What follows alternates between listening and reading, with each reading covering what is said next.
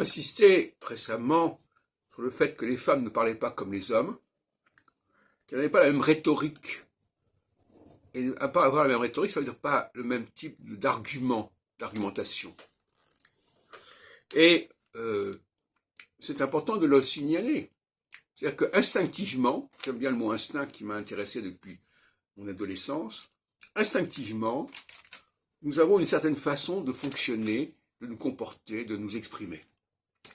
Et la femme va s'exprimer autrement que l'homme, la fille autrement que le garçon. C'est dans leur ADN, c'est dans leur programmation. Ça ne veut pas dire forcément que ce soit plus ou moins valable, mais l'argument n'est pas du tout du même ordre.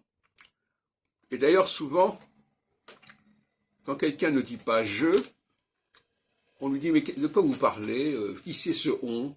Qui c'est sont les gens? Qui sont ces... » Alors, donc c'est comme on disait, au moins quand vous parlez de vous-même, c'est quelque chose de concret. Quand vous parlez au sens général, c'est abstrait, on ne sait pas très bien de quoi vous parlez.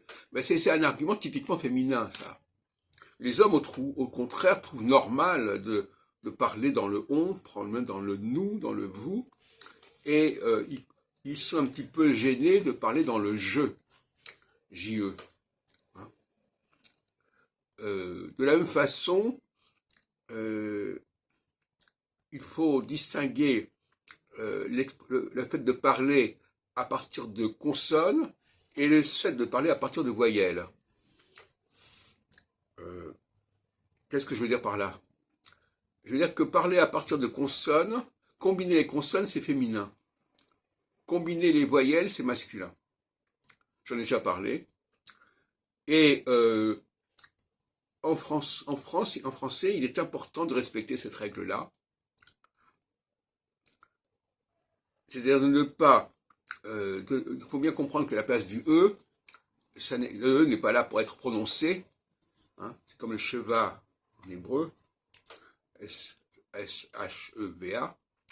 avec les deux points. Le E n'est pas fait pour être prononcé, il est fait pour ne pas... il est fait pour prononcer la consonne. Donc si avec le E, je fais du E, eh bien je ne laisse pas la consonne, je ne laisse pas les consonnes se marier entre elles. Et inversement, l'homme, lui, va essayer de marier les voyelles entre elles. Par une autre façon d'utiliser le E, non plus le E postérieur à la consonne, mais le E antérieur à la consonne. J'en ai déjà parlé, je vous y renvoie.